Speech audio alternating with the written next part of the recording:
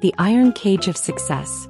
Lysander Cross stood at the window of his Manhattan penthouse, the city glittering beneath him like a constellation brought to earth. From 50 floors up, the streets looked insignificant, ant lines moving in predictable patterns, caught in the machinery of the metropolis. He liked that view. From here he was untouchable. From here everything was his. At 35 he had built Cross Enterprises into a global force, a conglomerate that swallowed smaller companies with the same ruthless appetite he had for victory. Boardrooms bent to his will, competitors feared his name, and investors trusted him as if he were some kind of oracle.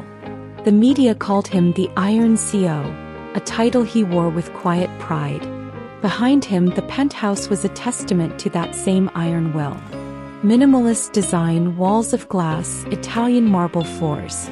Everything gleamed with precision, no room for clutter or sentimentality.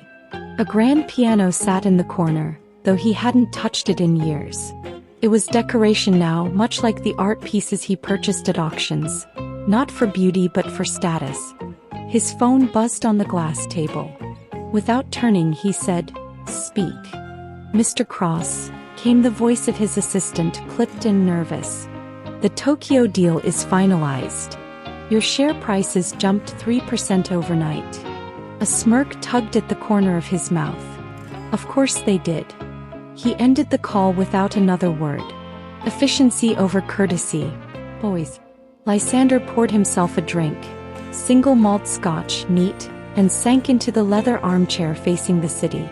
The taste burned down his throat the way he liked it, a reminder that he was still alive, still in control. Control. That was the cornerstone of his empire. Every acquisition, every strategy, every detail of his existence was locked under his command. He had no room for chaos, no tolerance for unpredictability. And emotions, they were the greatest chaos of all. He'd watched men in his circle, powerful, brilliant men, ruined by the soft entanglements of the heart. A mistress exposed in the press, a divorce that split empires in half, a scandal born from reckless love. Lysander had no intention of being one of them. He saw vulnerability as the crack that destroyed the foundation, the first chisel strike before everything collapsed. "Love," he muttered to himself with dry disdain. "The fool's gamble." He leaned back, staring at his reflection in the glass wall. Sharp suit. Sharper jaw. Eyes like steel, cold, calculated, unyielding. The world saw a man who had it all. Wealth that newspapers speculated on, women who tried to cling to his arm at every gala, power that made senators whisper his name. Yet when the city lights dimmed, when the noise of the day gave way to silence, Lysander was left with the gnawing truth. It was never enough. The scotch in his glass wasn't enough. The penthouse above the skyline wasn't enough. Even victory itself had lost its thrill. Deals closed, rivals crushed, another zero added to his bank accounts. It was a cycle, mechanical and empty. Sometimes late at night he would hear the echo of the piano keys in his head, a fragment of a melody he hadn't played since his mother died. She had been the only person who dared to touch the softer parts of him, and when she was gone, so was the music. He buried it under marble floors and steel towers. But no matter how high he built, no matter how wide his empire stretched, something hollow gnawed at the center. "Useless," he whispered almost angrily, as if saying it aloud would banish the thought. He tightened his grip on the glass until his knuckles whitened, willing himself back into the armor of indifference. The world didn't need to know that Lysander Cross sometimes woke at 3 in the morning, restless and unfulfilled, staring at the ceiling as if the answer were carved there. The world needed only the Iron CO, the man who conquered, the man who never faltered. His phone buzzed again, interrupting the silence. This time it was a message from his head of security. "Gala tomorrow. Your presence required." Of course.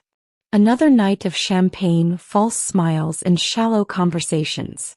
Another night of women leaning in too close, hoping to be the exception, the one to pierce his armor. They never succeeded. They never would. Because Lysander Cross did not believe in love.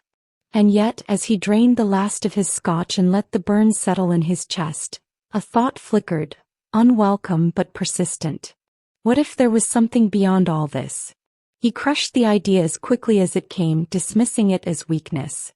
But somewhere deep in the locked chambers of his soul, a crack had already begun to form. He didn't know it yet, but his iron cage was about to be rattled. Part 2. The Unlikely Collision. The ballroom of the Astoria Hotel glowed with golden light, chandeliers dripping with crystals that reflected champagne bubbles and diamonds alike. It was another gala, another evening of forced smiles and business masquerading as pleasure. To Lysander Cross, these events were as predictable as the stock market on a steady climb. He arrived late, deliberately, stepping into the hum of chatter and camera flashes with the commanding presence of a man who knew the room would turn toward him. And it did. Heads swiveled. Conversations faltered. Women adjusted their gowns as he passed, their eyes following him with a mix of awe and hunger.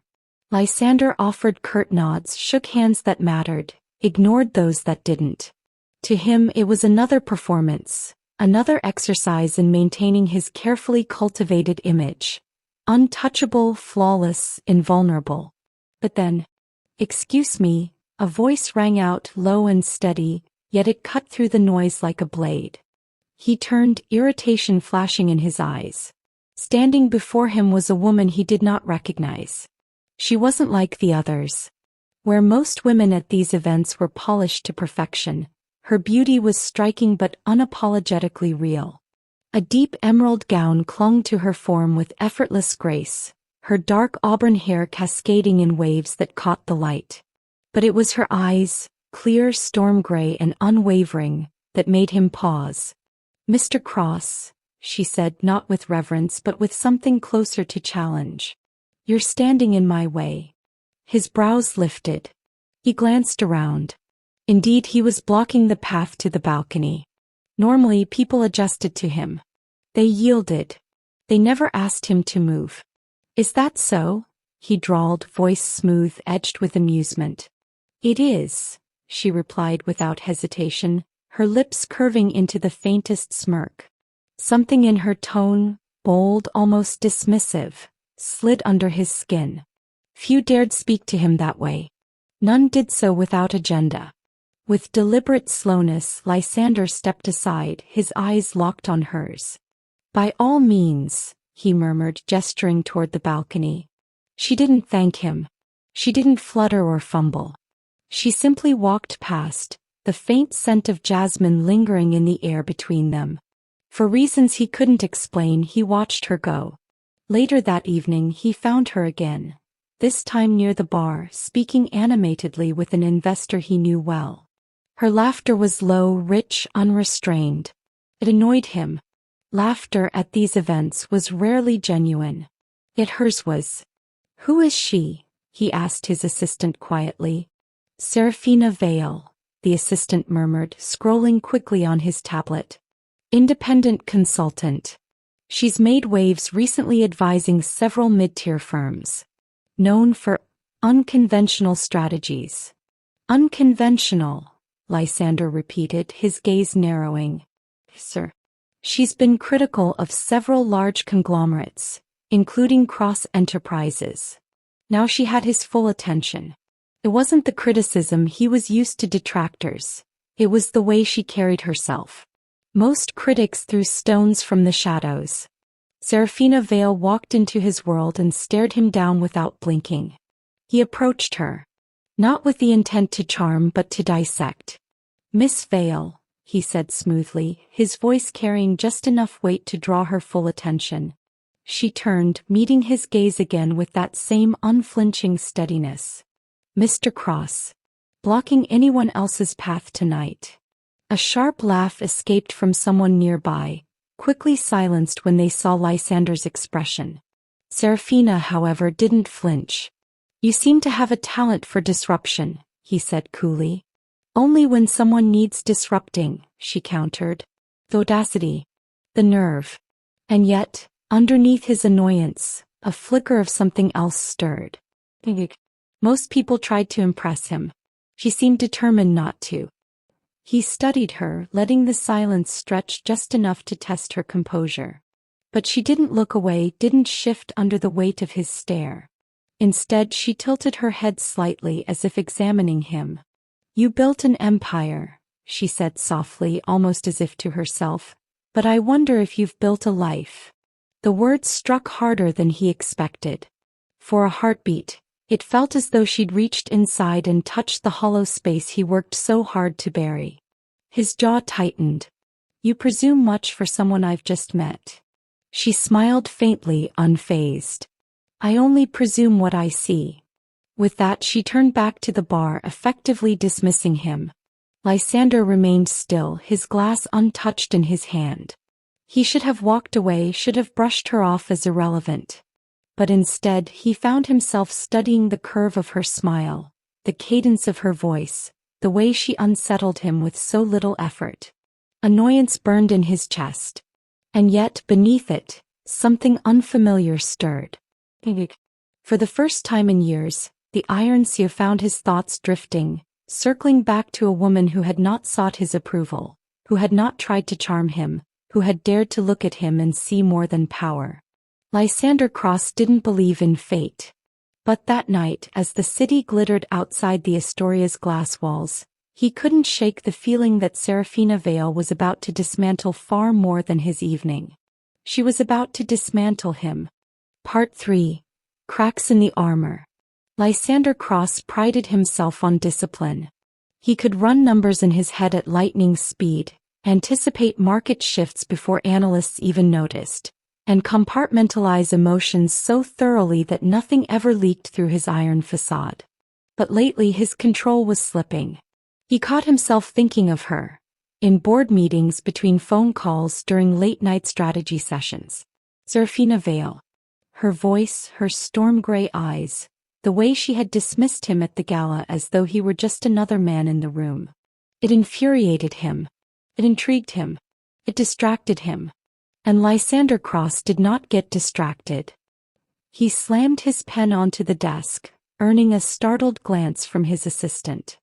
"Reschedule the afternoon briefings," he barked. "Sir." "I said reschedule them. All of them." His assistant scurried out, leaving him alone in his office. Lysander rubbed his temples, leaning back in the leather chair. Through the floor-to-ceiling windows, Manhattan pulsed with its relentless rhythm, but for once the city's energy didn't ground him. Logic told him to forget her. She was a consultant, a critic of his empire, a woman who represented nothing but disruption. But logic lost ground each time he replayed the memory of her steady gaze, the way her words had pierced his defenses. "I wonder if you've built a life." The thought gnawed at him like acid. That evening, against his better judgment, he found himself at a charity forum he normally would have skipped. He told himself it was business, a matter of appearances. But when he saw her across the room, surrounded by a small group, laughing at something someone said, he knew the truth. He was there for her. Gathering himself, he crossed the room with his usual confidence. Heads turned, whispers followed, but Serafina didn't flinch when he approached. "Miss Vale," he greeted, voice smoother than he felt. "Mr. Cross." She inclined her head slightly, polite but not deferential. "May I?" he asked, gesturing to the empty seat beside her. "You may," she said simply. They sat, and for a few moments silence stretched between them, filled only by the hum of conversations around them. Normally, Lysander thrived in silence. He wielded it like a weapon, forcing others to fill it with nervous chatter. But with her the silence felt different. It pressed against him, unsettling, demanding. "You have a reputation," he said finally. Her brows arched. "Do I?" "A disruptive one." She smiled faintly. "Only to those who fear change. Or to those who prefer order. Order without growth is just stagnation dressed in polish," she countered smoothly. Lysander studied her profile, the elegant line of her jaw, the unyielding spark in her eyes. He should have felt irritation. Instead, he felt something dangerously close to admiration. "You challenge too easily," he said. "Maybe you're too used to people agreeing with you." The corner of his mouth twitched. A smile threatened but never fully formed. For the first time in years, Lysander felt the weight of his armor shift, a crack forming in the seamless steel he'd forged around himself. The rest of the evening blurred. He found himself listening more than speaking, caught off guard by the sharpness of her insight, the warmth hidden beneath her wit. She spoke of people, not profits, of potential, not just performance. And he, a man who built his empire on numbers and forecasts, realized how starved he was for something real. Later, when the crowd thinned and the night deepened, he walked her toward the exit. The crisp air outside smelled of rain, the city alive with lights and honking taxis. "You don't seem the type to enjoy these gatherings," she said, glancing at him. "They're a necessity," he replied. "And yet here you are. Twice in 1 week." His lips curved faintly. "Perhaps I had a reason." Her eyes flicked to his, sharp but unreadable. "Careful, Mr. Cross. You almost sound human." The jab should have stung. Instead, it stirred a laugh from him, low, quiet, but genuine. It startled him as much as it did her. For a moment they simply stood there, the city rushing around them, two figures suspended in a space that felt separate from the rest of the world. He wanted to say something more, something reckless, but the words lodged in his throat. He wasn't ready, not yet. So instead he opened the door of the waiting car for her. She slipped inside, offering him one last glance. "Good night, Lysander." His name on her lips sounded like something forbidden, something dangerous. He shut the door, watching the car disappear into the river of traffic. And for the first time in years he felt the weight of the night settle differently, not as emptiness but as possibility. Lysander Cross didn't believe in love.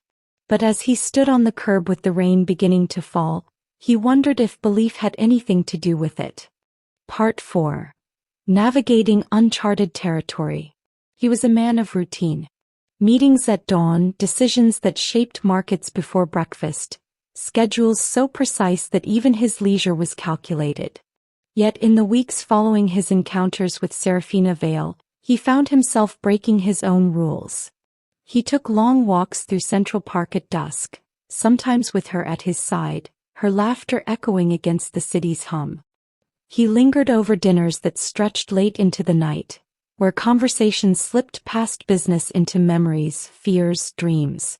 He even left work early once, an act that shocked his staff, to meet her for coffee at a quiet, tucked-away cafe that smelled of cinnamon and rain. It was intoxicating. It was maddening. It was unlike anything he had ever allowed himself.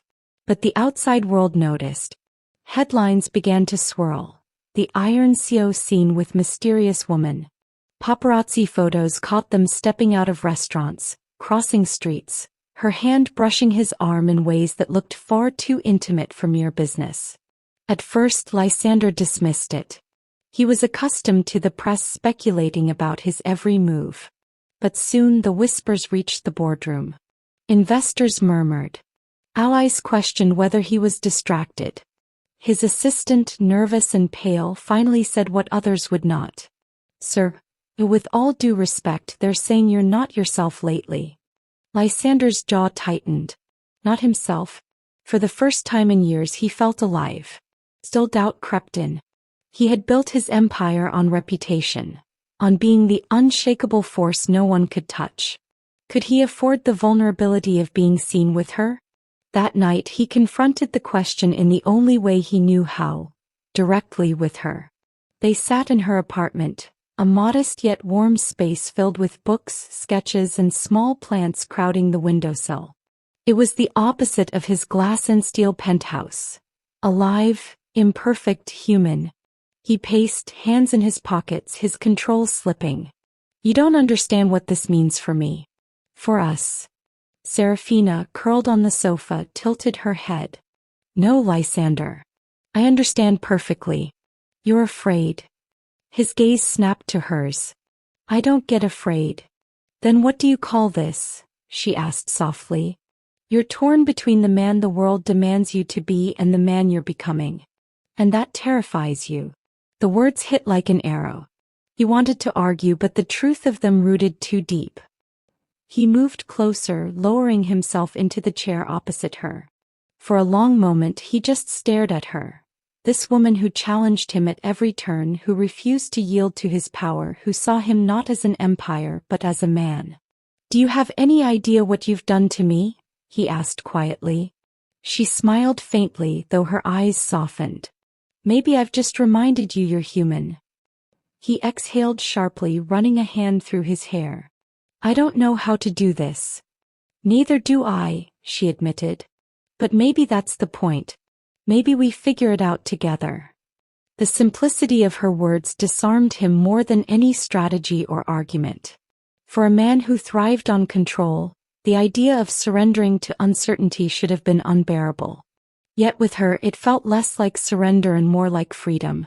Their eyes locked, the silence charged. The air between them thickened, electric, as if the unspoken pull they had resisted was demanding release. He leaned forward, his voice a whisper. Serafina. She didn't move, didn't break eye contact. Lysander. Her name on his lips, his name on hers. It was enough to break the dam. He reached for her and she met him halfway.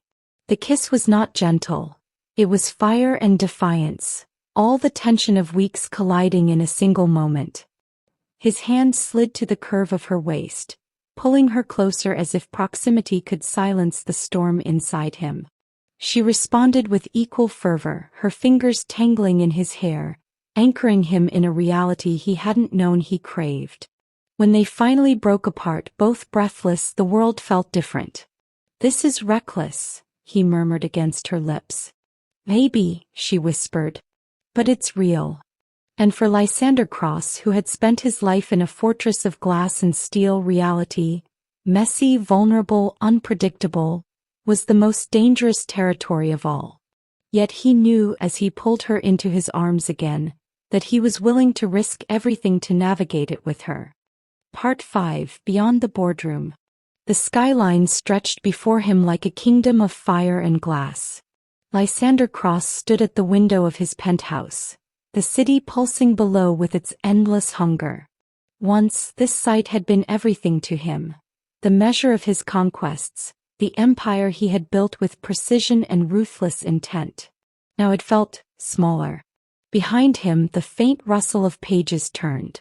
Serafina sat curled on his sofa, a book in her lap, a blanket draped loosely around her shoulders.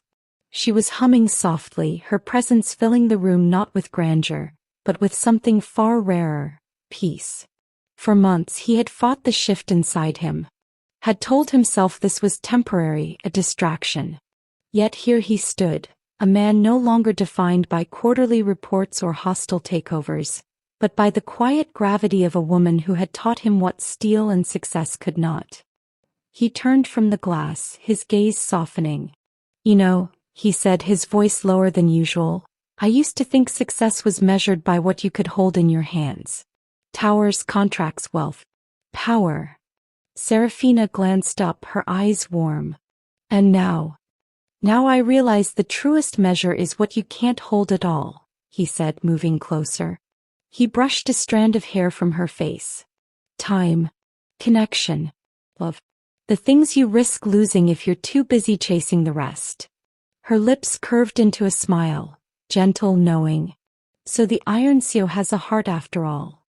He chuckled, though it was softer than any sound he had made in the boardroom.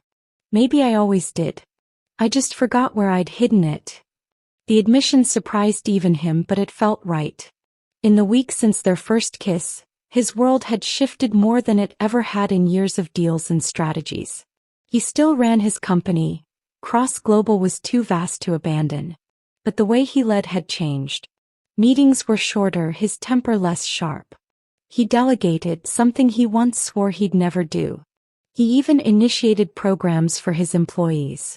Wellness benefits, flexible hours. Because Serafina had asked one piercing question he couldn't shake. What good is your empire if the people inside it are crumbling? He'd scoffed at first, but the truth of it gnawed at him until he acted.